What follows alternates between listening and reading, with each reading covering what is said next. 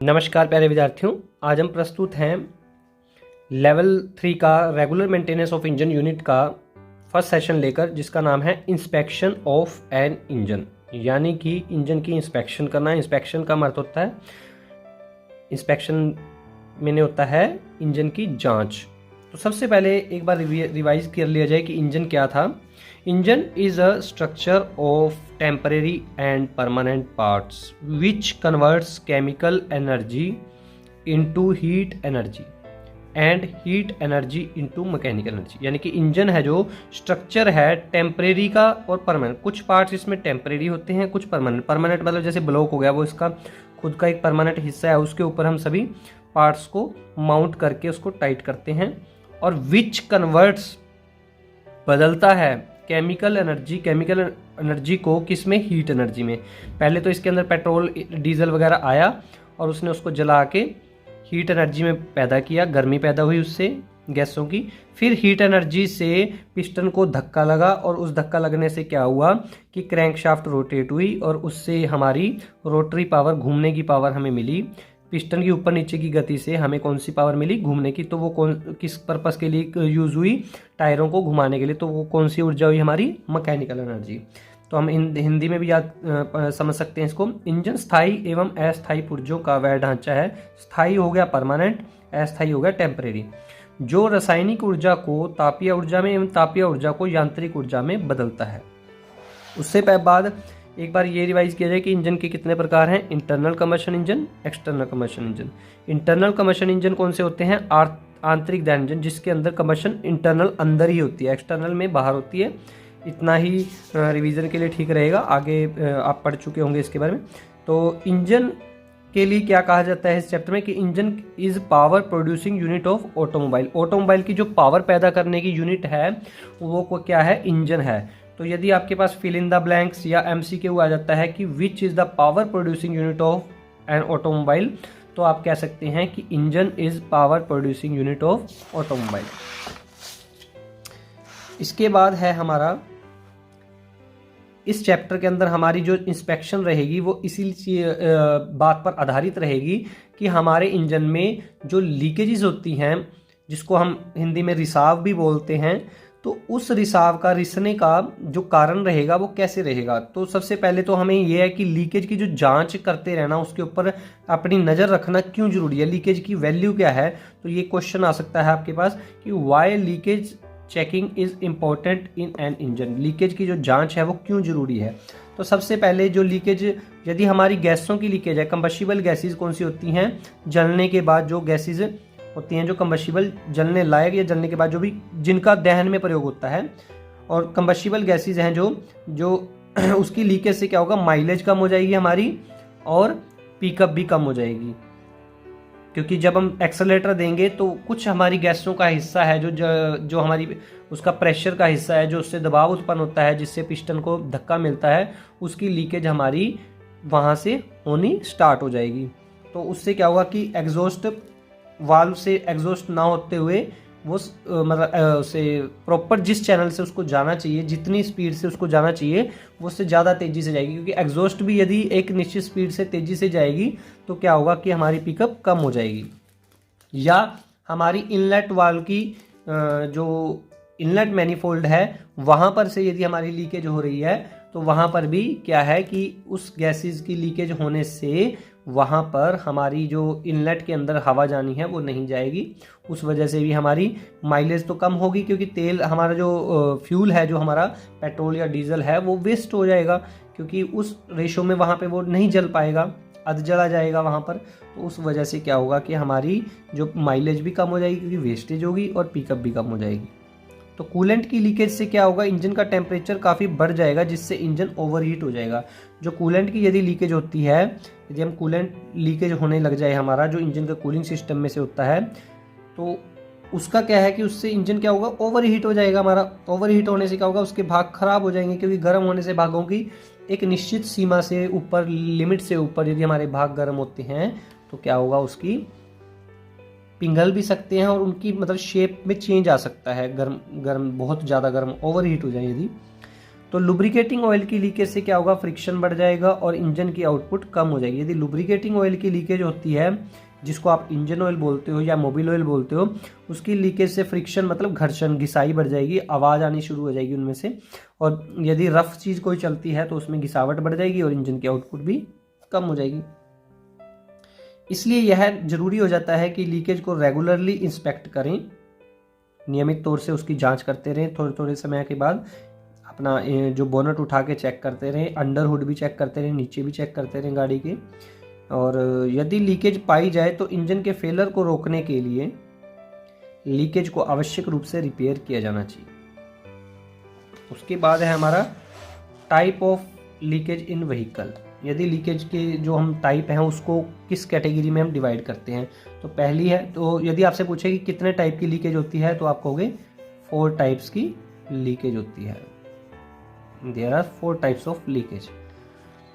Cooling system leakage first is, दूसरा है fuel supply system leakage, third combustion gases leakage, और fourth है lubrication system leakage. तो ये 4 प्रकार की हमारी लीकेज होगी।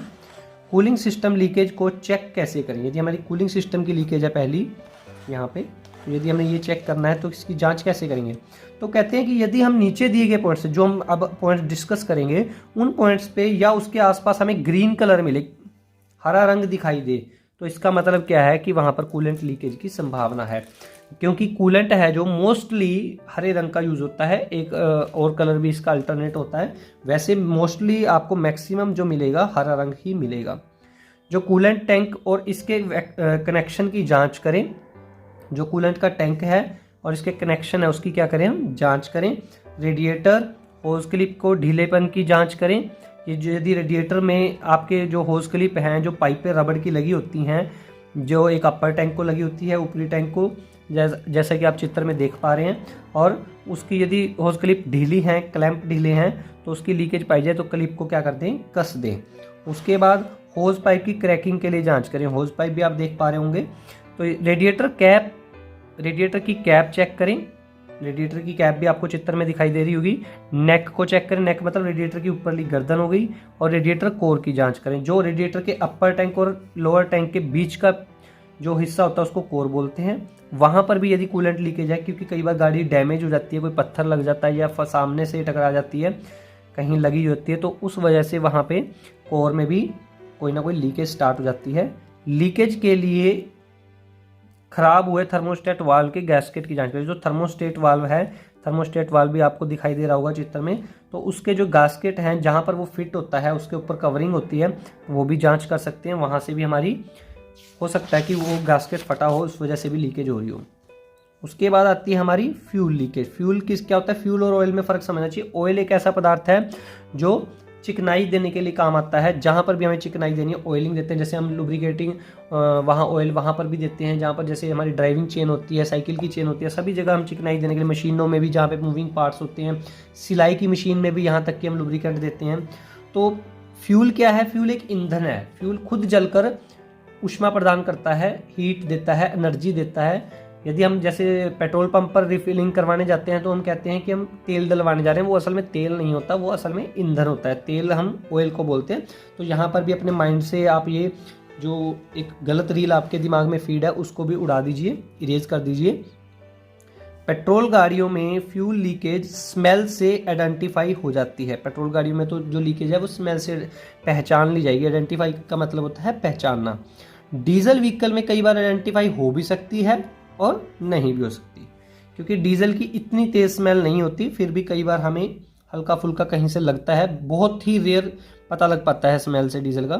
फ्यूल लीकेज के मुख्य रीज़न है, क्या रीज़न हो सकते हैं? फ्यूल की इवेपोरेशन होना और फ्यूल लाइन कनेक्शन का ढीला या टूटा होना। या तो फ्यूल इवेपोरेट हो रहा है तब फ्यूल आपकी लीकेज हो रही है, यानी कि कम होता जा रहा है। इवेपोरेट होने के लिए भी उसको कहीं ना कहीं से स्थान मिल रहा है। या फिर उसकी लाइन कनेक्शन ढीले हैं, जहाँ पे उसकी पाइपें जा रही हैं उनमें जो क्लैंप लगे हुए हैं, तो वहाँ से भी उसका ढीलापन हो सकता है। इसके लिए फ्यूल सप्लाई सिस्टम को स्टडी करते हैं। तो सबसे पहला हमारा पेट्रोल का एक सिंपल सा फ्यूल सप्लाई सिस्टम लिया। हो सकता है गाड़ी से गाड़ी और गाड़ी के टाइप के हिसाब से अलग अलग फ्यूल सप्लाई सिस्टम होते हैं। हमने एक जनरल डायग्राम लिया आपको समझाने के लिए कि मान लीजिए ये फ्यूल टैंक है और ये कार्बोरेटर मॉडल की हम बात करते हैं। फ्यूल टैंक है।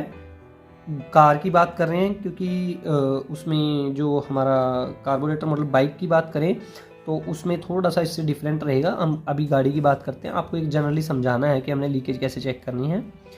फ्यूल टैंक है, फ्यूल टैंक से फ्यूल फिल्टर को जाएगा, फिल्टर से छन के फिर मेन लाइन को जाएगा, क्योंकि 2 लाइनें होती हैं, मेन लाइन रिटर्न लाइन।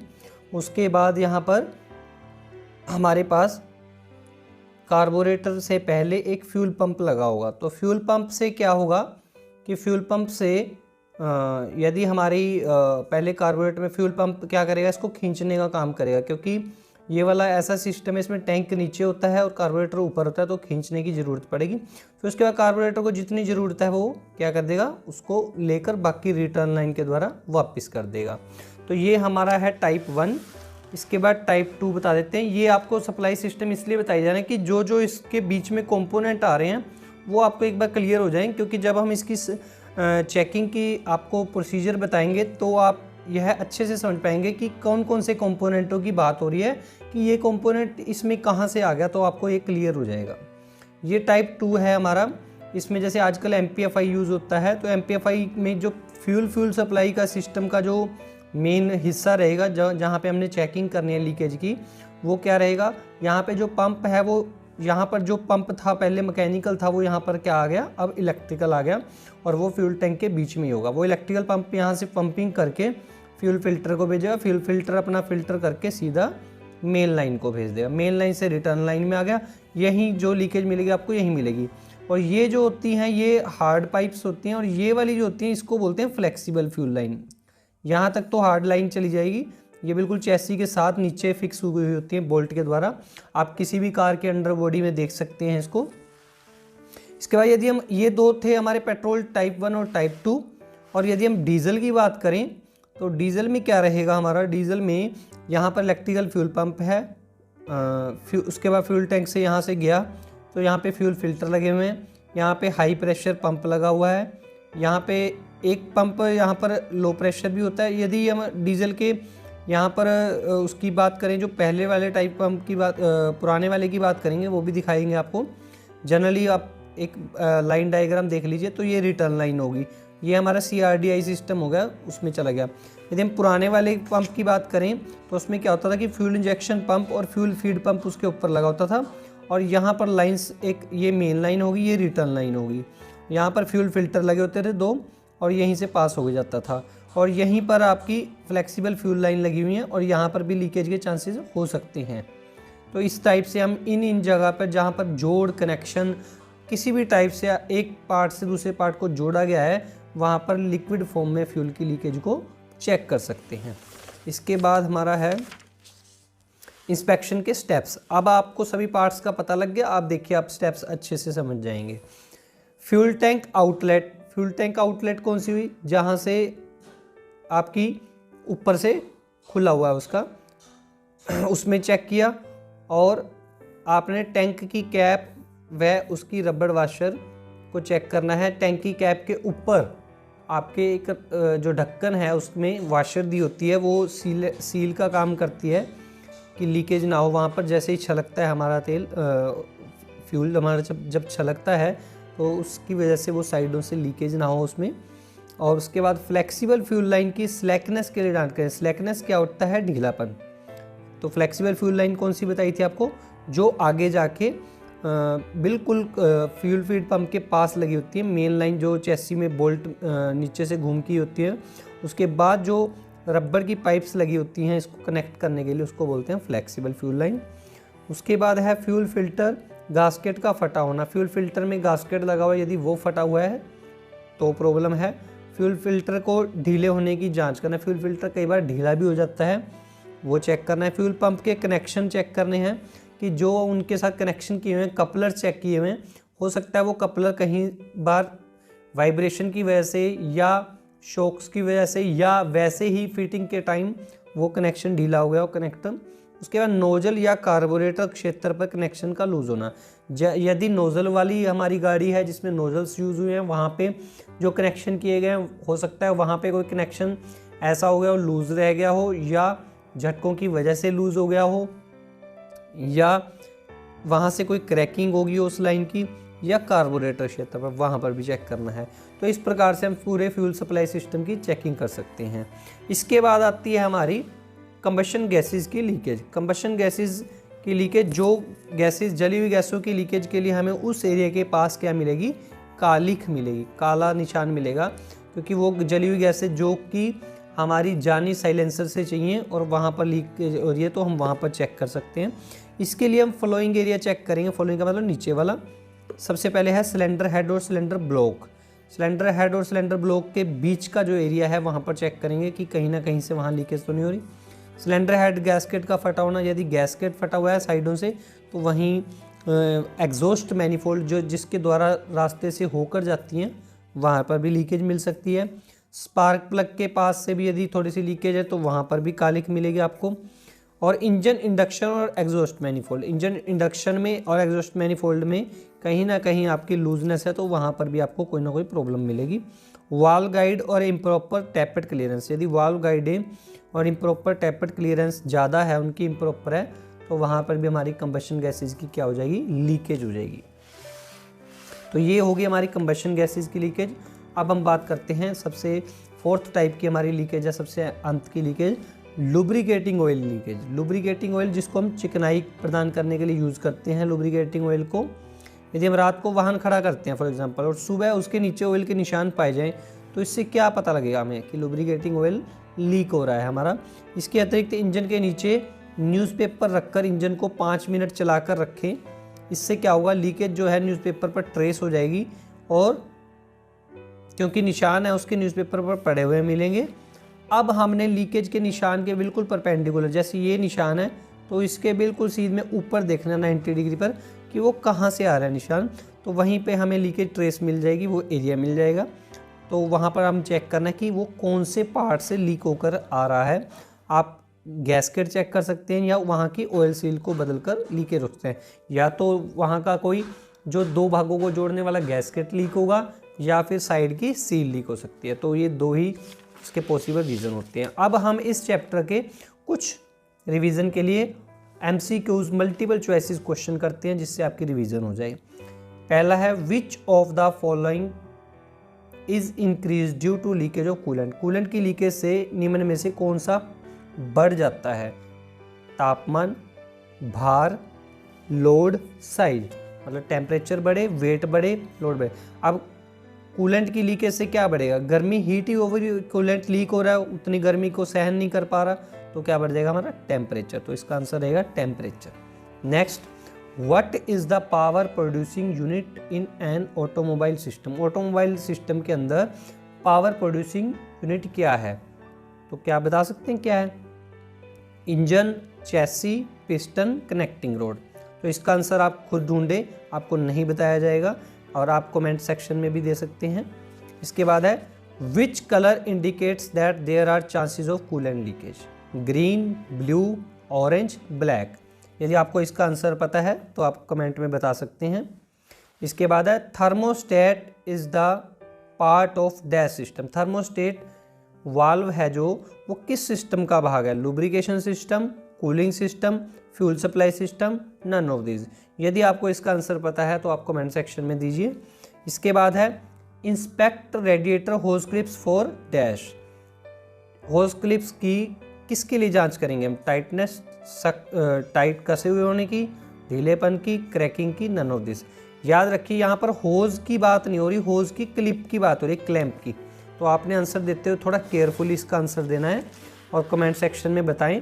जब सभी बच्चों ने ये वीडियो पूरी देख ली होगी तो ही आप इसका आंसर अच्छे से दे पाएंगे। How many types of leakage are there. कितने प्रकार होते हैं लीकेज के? 5, 4, 3, 2। तो वो आप अच्छे से बता सकते हैं, तो इससे आपको पता लग जाएगा। और यदि आपको एक और क्वेश्चन आपके साथ बताते हैं इसमें, यदि आपको कंबशन गैसेस की लीकेज की चेकिंग करनी है, कंबशन गैसेस की leakage inspection is done by identifying dash colour. किस कलर की पहचान द्वारा कंबशन गैसेस की लीकेज आइडेंटिफाई होती है? तो इसका आंसर भी आप अपनी बुक में से ढूंढकर कमेंट सेक्शन में दें, अपने टीचर से डिस्कस करें। धन्यवाद। जय हिंद।